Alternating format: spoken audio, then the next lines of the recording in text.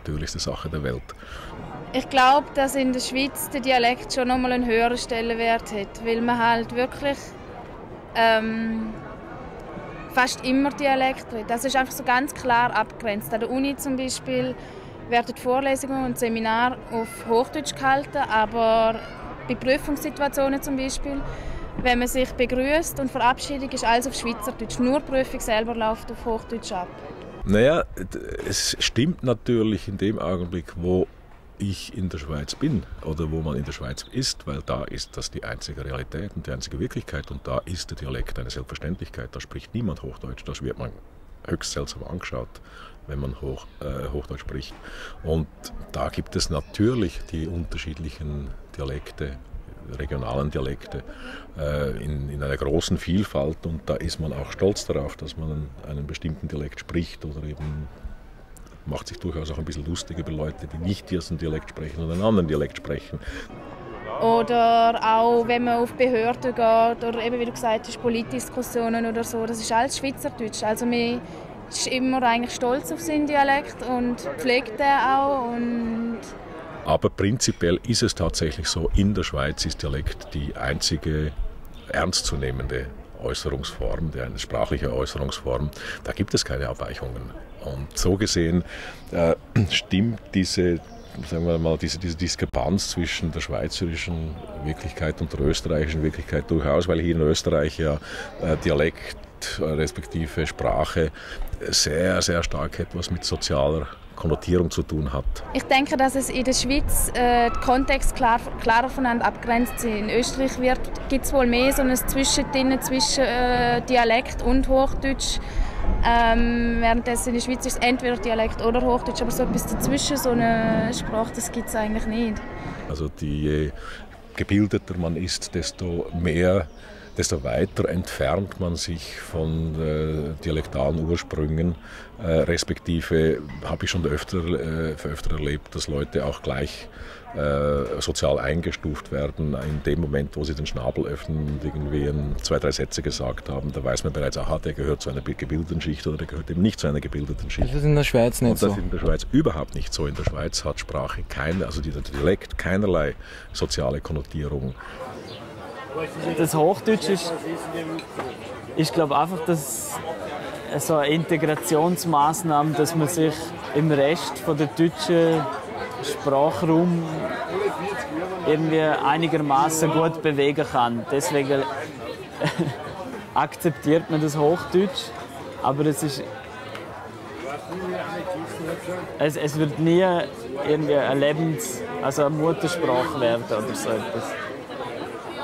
Das hat jetzt nicht nur mit Österreich zu tun, sondern das hat, glaube ich, in England, nehme ich an, ähnliche Tendenzen, in Frankreich wahrscheinlich auch durchaus ähnliche Tendenzen.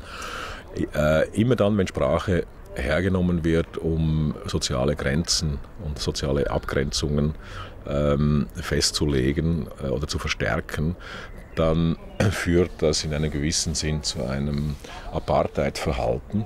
Apartheid in dem Sinne, dass man mit Leuten, die etwas anderes sprechen, gar nicht mehr in Kontakt kommt.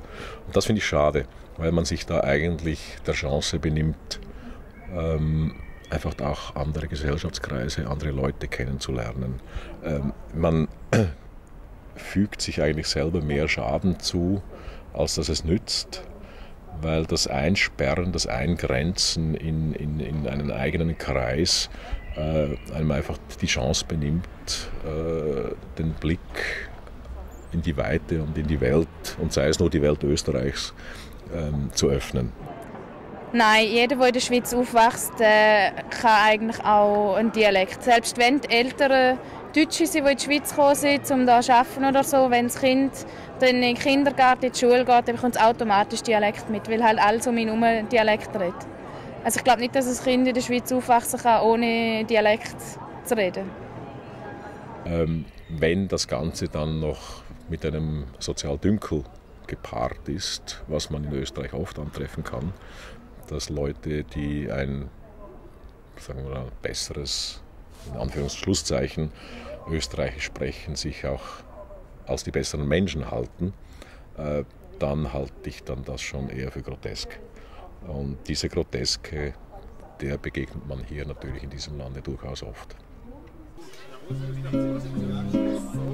Denen, wo's gut geht, ging's besser, ging's denen besser, wo's weniger gut geht. Was aber nicht geht, ohne dass denen weniger gut geht, wo's gut geht. Drum geht wenig, für dass es denen besser geht, wo's weniger gut geht. Und drum geht's auch denen nicht besser, wo's gut geht.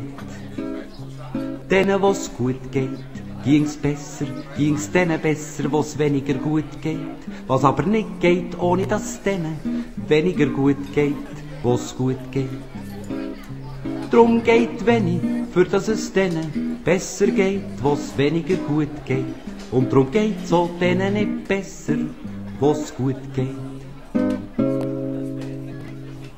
Und in der Schweiz ist es nicht so, dass jetzt die Upper Class was komplett anders redet. Nein, zum Beispiel. Überhaupt nicht. Ja. Also wie gesagt, rein aufgrund der Sprache wird man nicht feststellen können, ob einer jetzt ein Universitätsprofessor, um nur ein Beispiel zu nehmen, ist oder ob er Bauer ist.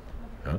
Man wird es in gewissen Ausdrücken vielleicht merken, dass der Bauer vielleicht einen größeren Wortschatz hat, was jetzt das bäuerliche Umfeld betrifft. Aber rein aufgrund des Dialektes der Sprache wird man es nicht feststellen können. Ich werde allerdings sofort feststellen können, ob der Bauer aus Luzern, aus Zug, aus Zürich, aus Basel, aus Bern kommt. Ja. Also ich komme aus einem Touristenkanton. Also Tourismus ist eine der Haupteinnahmequellen von dieser Bergregion. Und sozusagen, man ist immer freundlich und sagt herzlich willkommen. Und Zürcher kommen auch ganz gerne ins Bündnerland, weil ja alle sozusagen sehr freundlich sind. Aber so versteckt gibt es auch immer wieder das. Die Zürich-Schnorris, die brauchen wir ja nicht unbedingt eigentlich. Die sind halt immer ein bisschen schnöselig, die Zürich-Schnorris.